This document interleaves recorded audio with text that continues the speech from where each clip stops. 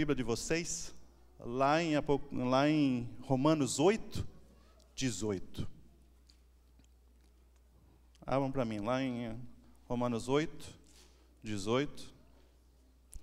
Capítulo 8 e o verso 18. E daí eu gostaria, uma vez que você ache, eu gostaria de fazer uma oração. Romanos 8, 18.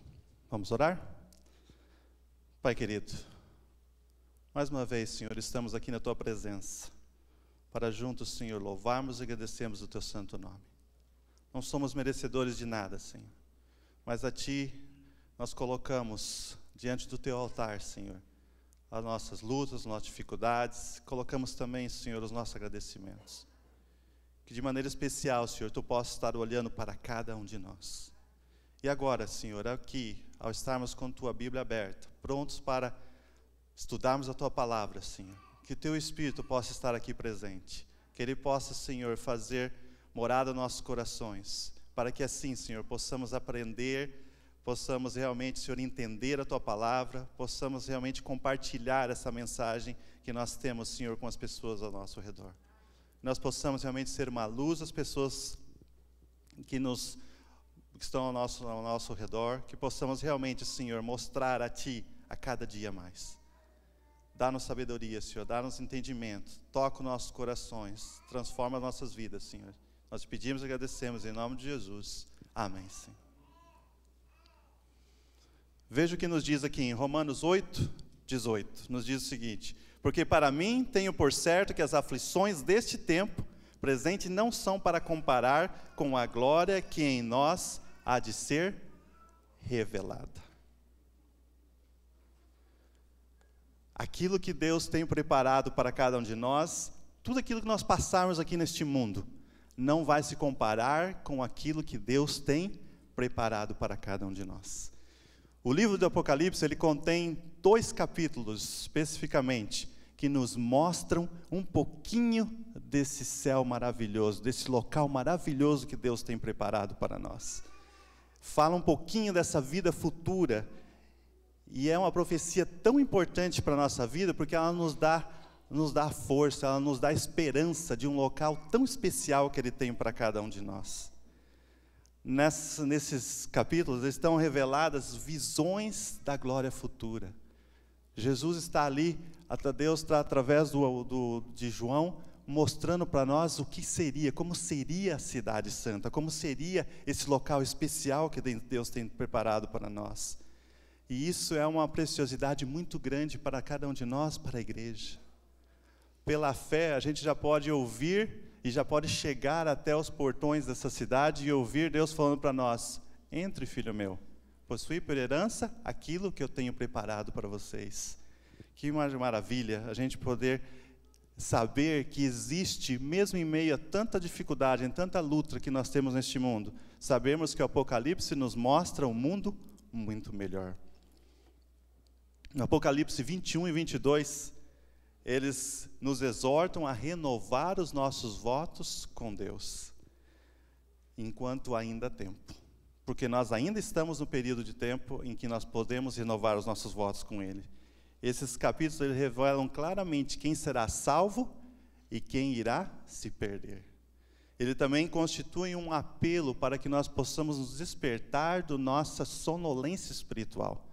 O mundo em que vivemos está sonolento espiritualmente. Esses 2 capítulos, capítulos 21 e 22, eles nos tentam trazer desse sono. E ele descreve também a eternidade para todos aqueles que forem o quê? Fiéis a Deus, todos aqueles que aceitarem, todos aqueles que realmente quiserem estar lá no céu. Apocalipse 21 e o verso 1. Gostaria que vocês abrissem a Bíblia de vocês lá. E nós vamos ler vários versos hoje, e eu gostaria que vocês deixassem a Bíblia de vocês aberta em Apocalipse, marcasse Apocalipse 21 e 22, e marcasse também Gênesis 1 e Gênesis 2.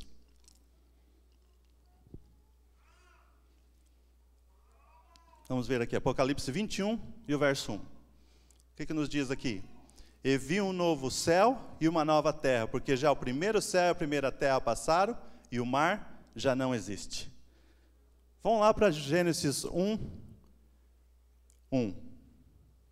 Gênesis capítulo 1 e o verso 1. O que nos diz lá? Todo mundo conhece esse verso de cor. No princípio criou Deus os céus e a terra. Vocês viram o paralelo entre a criação e a recriação? Lá em Gênesis, Deus cria o mundo. E agora em Apocalipse 21, Deus recria um novo céu e uma nova terra. Se Ele está recriando é porque era algo que já existia. E veja, nós podemos encontrar um fato muito interessante na comparação entre esses dois capítulos. Ambos representam um mundo sem pecado. Em Gênesis 1 e 2 e Apocalipse 21 e 22, eles nos mostram um mundo sem pecado. E são os únicos capítulos da Bíblia que mostram um mundo em que o pecado não existe. Em Gênesis mostra antes do pecado, em Apocalipse mostra o mundo por vir sem o pecado. O Apocalipse 21 e 22, ele mostra o fim do mundo do pecado e o começo da perfeição. Em Gênesis o pecado surge e no Apocalipse ele é exterminado. Em Gênesis a árvore do conhecimento do bem e do mal, ela traz a morte. Mas no Apocalipse a árvore da vida traz saúde e eternidade às nações. Traz vida. Em Gênesis surgem as lágrimas, a dor, a morte. No Apocalipse elas se desaparecem. Em Gênesis Deus busca o homem e pergunta: onde estás? E lá no Apocalipse toda a carne vem adorar o Senhor diariamente. Em Gênesis as portas do jardim elas são fechadas. A gente vê no capítulo 3 onde as portas do jardim são fechadas. E no Apocalipse as portas da Nova Jerusalém elas são abertas para nós. Em Gênesis a vida eterna ela é perdida. No Apocalipse ela é devolvida para cada um de nós. Finalmente, o conflito que se inicia em Gênesis, ele é terminado no Apocalipse. O conflito entre Cristo e Satanás, que começa ali no capítulo 3 de Gênesis, ele se encerra aqui no Apocalipse. Para que a gente possa crer no livro de Gênesis, no livro de Apocalipse, é imprescindível que a gente creia naquilo que está em Gênesis. Não há como você crer naquilo que está lá em Apocalipse sem crer nos primeiros 2 capítulos de Gênesis. Não há como. E infelizmente o inimigo ele tenta colocar descrédito nisso. Nós podemos ver que há várias religiões, inclusive a Igreja Católica, que tem colocado o quê? Tentado colocar os primeiros 2 capítulos da Bíblia como se ela fosse algo de ficção, como se ela não fosse algo real, como se ela fosse algo simplesmente uma história. E veja, se você não acredita ali nesses 2 versos, não acredita no livro de Gênesis, o livro de Apocalipse fica sem sentido. Não adianta você pegar uma história e tirar o começo da história e só apresentar o final. O que fica? Fica um negócio sem pé, sem cabeça. Você precisa de ter o começo para poder ter o final. Se não houve criação, como foi revelado em Gênesis 1 e 2, também não houve pecado, e se não houve pecado, não existe necessidade do quê? De salvação. E se não existe necessidade de salvação, também ali na criação, nesses 2 primeiros versos, capítulos, foi colocado, instituído o quê? O sábado. Se você não acredita nesses primeiros 2 capítulos, o que acontece com o sábado? O sábado é simplesmente mais um dia que foi criado por quê? Por a cultura judia. Você não passa a não acreditar mais nem no sábado. Ali nos primeiros 2 capítulos, Deus instituiu o quê? A família, instituiu o homem e a mulher. O que tem acontecido no nosso mundo hoje em dia? Nós temos com o homossexualismo, nós temos visto o quê? Que as pessoas têm deixado de lado o que Deus colocou aqui entre o homem e a mulher, entre o casamento. Se nós tiramos o casamento, o que acontece com a sociedade? A sociedade vira o caos que nós estamos vendo hoje, principalmente aqui no lado ocidental do mundo. Nós temos visto como o casamento tem o quê? O casamento tem sido esquecido, o casamento tem sido algo para se pensar depois. Como o inimigo tem atuado, né? Veja, se não somos capazes de crer na criação, como é que nós vamos acreditar numa recriação que requer muito mais fé de cada um de nós? Gostaria que vocês abrissem a Bíblia lá em 1 Tessalonicenses 4,16. 1 Tessalonicenses 4,16.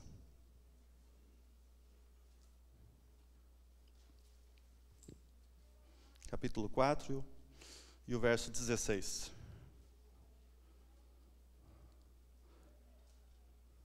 Veja o que nos fala aqui. Porque o mesmo Senhor descerá do céu com alarido e com voz de arcanjo, e com a trombeta de Deus, e os que morreram em Cristo ressuscitarão primeiro.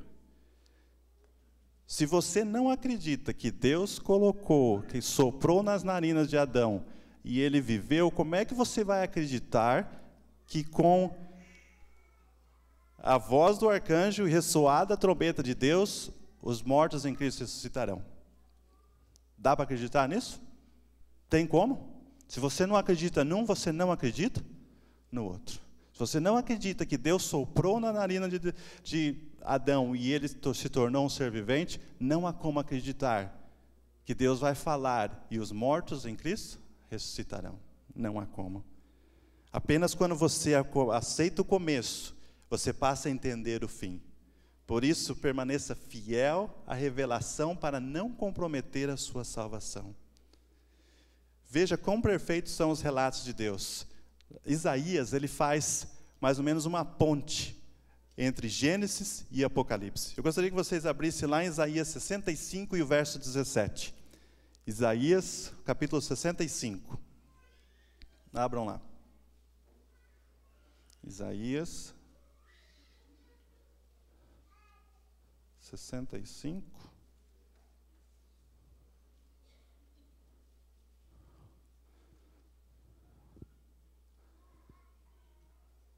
Veja lá o que ele nos fala. Veja que interessante. Porque eis que crio novos céus e nova terra, e não haverá mais lembrança das coisas passadas, nem mais se recordarão. Veja, Deus criando um novo céus e uma nova terra. O livro de Isaías aqui já falava sobre isso, já fazia essa ponte entre a criação e a recriação. Lá no capítulo 66, mudem lá a página, vamos lá para o 66. No verso 22. Isaías 66, o verso 22. Olha ali que nos fala novamente. Porque como os novos céus e a nova terra que hei de fazer estarão diante da minha face, diz o Senhor, assim também há de estar a vossa posteridade e o vosso nome. Veja, lá em 2 Pedro 3, capítulo 3 e o verso 13. Vamos lá. 2 Pedro 3 e o verso 13. Veja, alguns outros livros da Bíblia que fazem essa relação, que fazem essa ponte entre Gênesis e Apocalipse. 2 Pedro 3, o verso 13 nos diz, mas nós, segundo a sua promessa, aguardamos novos céus e nova terra, em que habita a justiça. Veja, Pedro também fala novos céus e nova terra. Vamos lá, em Apocalipse 21, 4. Volta lá para Apocalipse agora, lá no capítulo 21, verso 4. E Deus limpará de seus olhos toda lágrima, e não haverá mais morte, nem pranto, nem clamor, nem dor, porque já as primeiras coisas são passadas. Veja, Deus vai recriar tudo. Assim como Ele criou, Ele promete recriar. E veja, Ele fala sobre a criação de um novo céu e uma nova terra. A terra nós temos a certeza que precisa, porque a terra do jeito que está hoje, nós temos a certeza que ela precisa de ser recriada. Mas por que ele fala no novo céu? Deus precisa recriar um novo céu? Veja, Apocalipse 22, 3. Vamos lá para o próximo capítulo, 22 e o verso 3.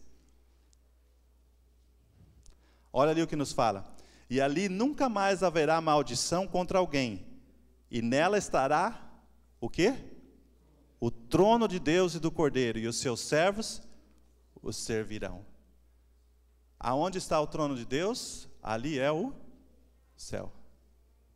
Por isso que ele nos fala que ele vai recriar um novo céu e uma nova terra. Porque o trono de Deus vai estar aqui na Nova Jerusalém.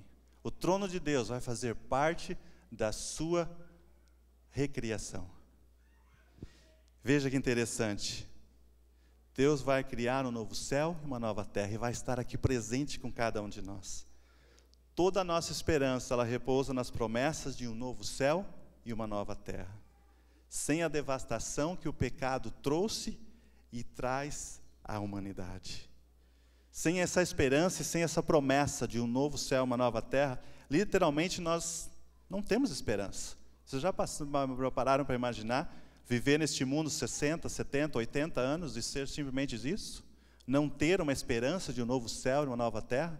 Não ter uma esperança de uma recriação de algo muito melhor que Deus tem preparado para cada um de nós? Vale a pena o nosso empenho, vale a pena a nossa aceitação, vale a pena a nossa renúncia das coisas deste mundo.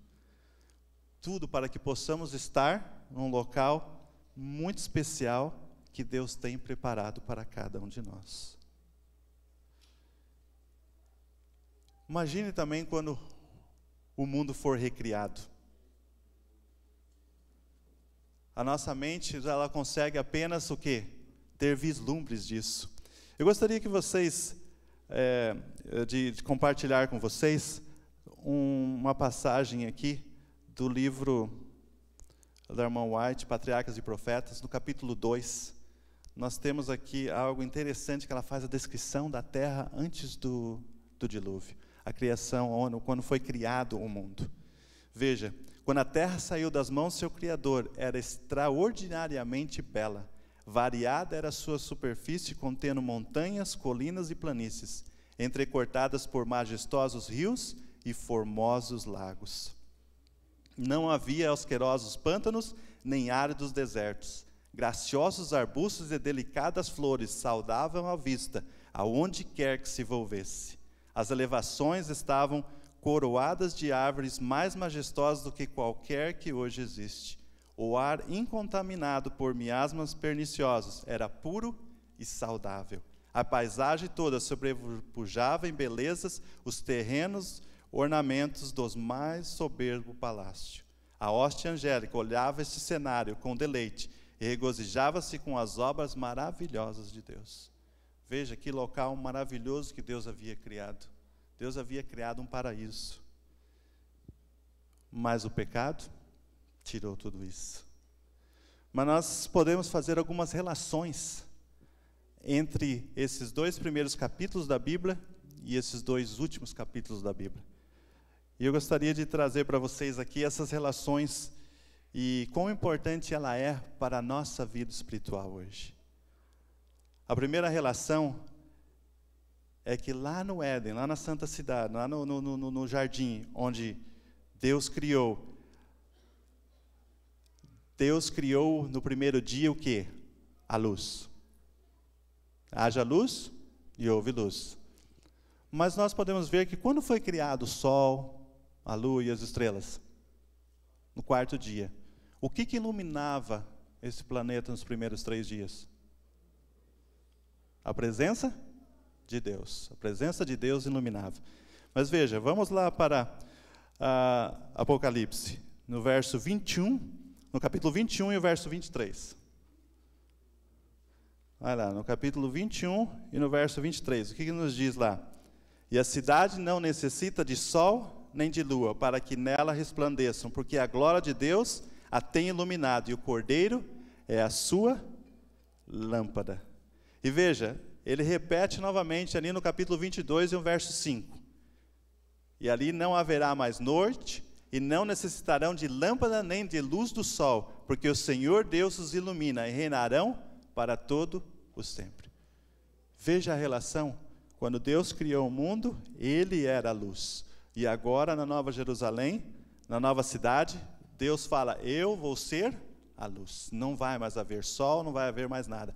Eu vou estar ali, eu vou ser a luz para iluminar aquela cidade. Veja, uma outra relação é a árvore da vida. Lá em Gênesis 2 e o verso 9. Vamos lá para Gênesis 2 no verso 9. Veja, e o Senhor Deus fez brotar da terra toda a árvore agradável à vista e boa para a comida, e a árvore da vida no meio do jardim, a árvore do conhecimento do bem e do mal. Veja, nos fala sobre a árvore da vida. Mas lá em Apocalipse 22, volta lá para Apocalipse, lá no capítulo 22,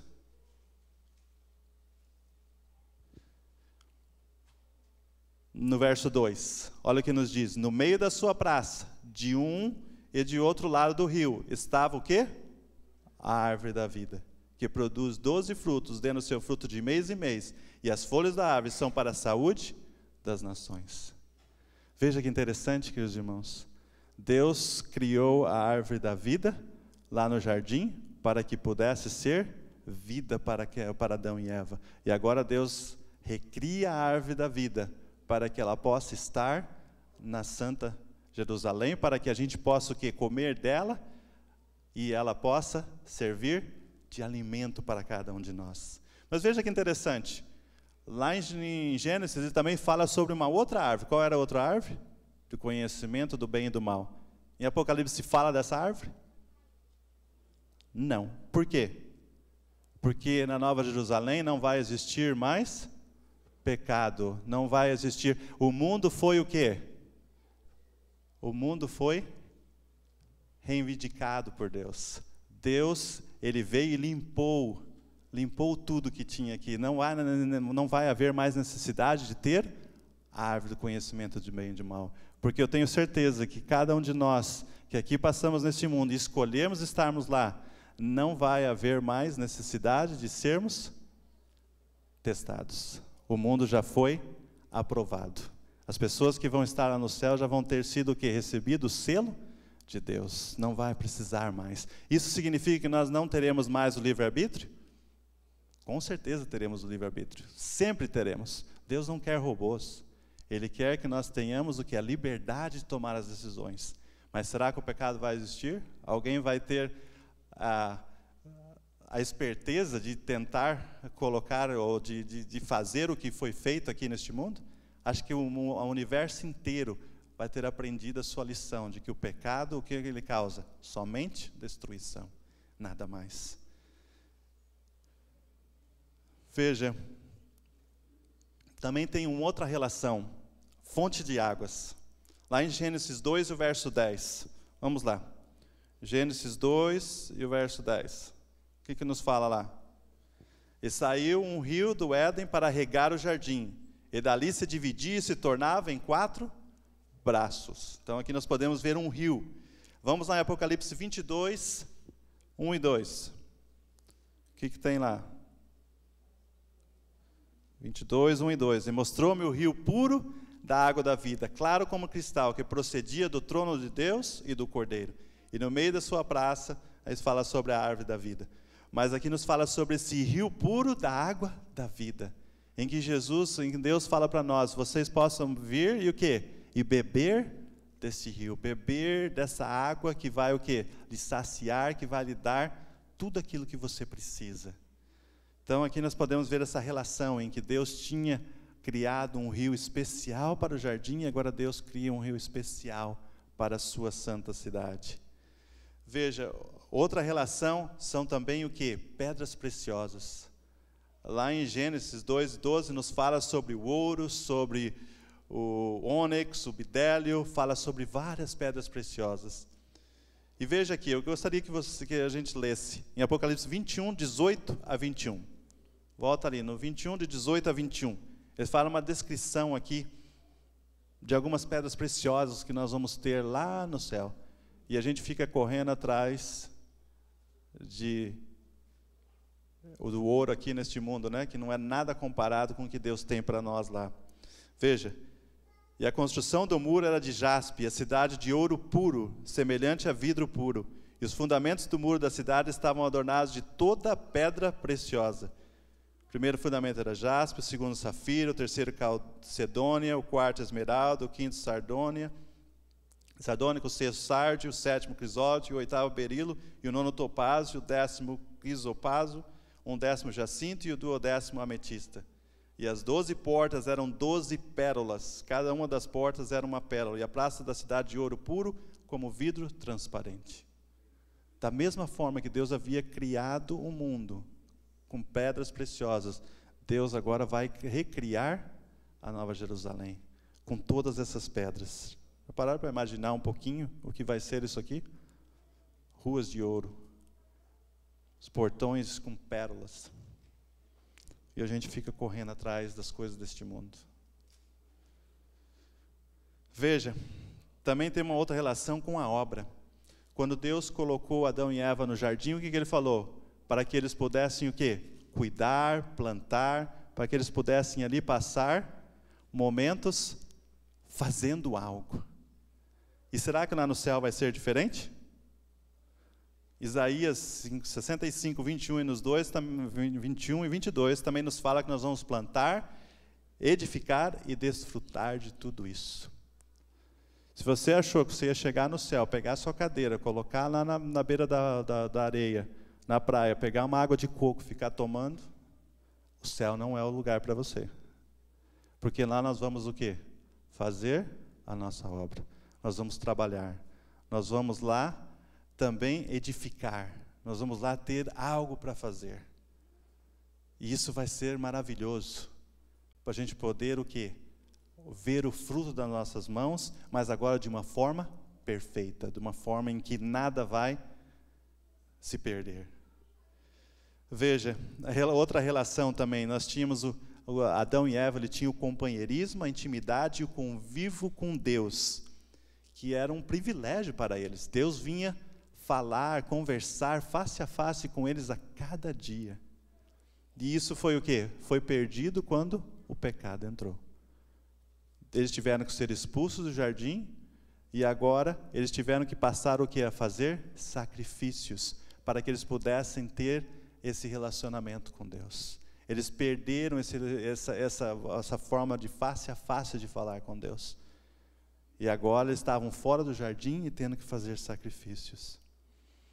Mas veja, querubins foram postos à porta ali do jardim para que eles não pudessem entrar, não pudessem mais ter o fruto da árvore da vida, para que assim o pecado não pudesse se imortalizar. Para Deus, perder esse relacionamento com o homem foi algo muito difícil para Deus. Mas Ele colocou, por isso que nós temos vários livros da Bíblia que nos falam sobre o santuário que Deus colocou aqui neste mundo. Deus criou o templo, o santuário para quê? Para que Deus estivesse ali e o homem pudesse vir o quê? Adorá-lo. Porque antes Deus vinha e falava com ele. Agora Deus iria ter que estar no santuário para que o homem pudesse vir até ali e pudesse ter esse relacionamento com Deus. E nós podemos ver que Deus ele criou essa forma. Ele criou essa maneira para que o ser humano pudesse ir e comungar com Ele. Por isso que é tão importante nós virmos até a igreja, porque aqui é onde Deus está, aqui é onde Deus tem a sua presença, é onde a gente pode vir e passar momentos com Ele. Por isso que é tão importante a igreja, por isso que hoje, mesmo com as transmissões que nós temos ao vivo, com tudo que nós temos no YouTube, na internet e tudo, nada substitui a nossa vinda à casa de Deus, porque Ele instituiu isso daqui.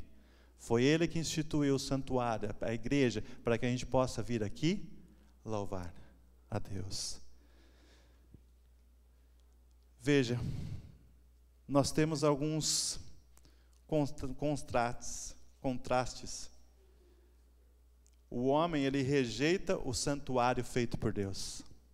Nós podemos ver várias vezes que o homem não vem até a casa de Deus, não faz essa ida até o santuário para que ele possa realmente adorar a Deus. Mas Deus habita no santuário feito pelo homem. Deus visitava o homem no santuário criado por ele ali no jardim, e o homem agora visita a Deus no santuário que é o templo terrestre.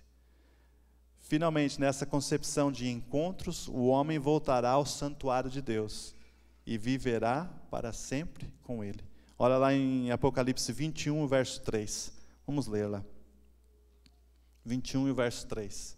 Ele nos diz: E ouvi uma grande voz do céu que dizia: Eis aqui o tabernáculo de Deus com os homens, pois com eles habitará, e eles serão o seu povo, e o mesmo Deus estará com eles, e será o seu Deus. Aquele relacionamento, aquela presença que o Adão e Eva tinham lá no Éden, vai se restabelecer na Nova Jerusalém. E Deus promete que Ele vai estar ali, presente com o ser humano, a todo o instante. O homem vai voltar a ter um relacionamento presencial com Deus. Vai poder voltar a falar com Deus face a face. E isso só vai acontecer se você decidir estar lá. Deus não vai de maneira nenhuma querer ou fazer com que você esteja lá contra a sua vontade. Você precisa o quê? Se decidir, você precisa aceitar. Ele faz o convite. Aqui em Apocalipse 20, nesses 2 capítulos aqui, ele faz o convite para que você possa estar lá. Você quer estar lá? Que Deus possa estar abençoando a cada um de vocês, para que vocês possam tomar essa decisão de estar com Ele lá nesse local todo especial que Ele tem, que Ele está recriando para cada um de nós.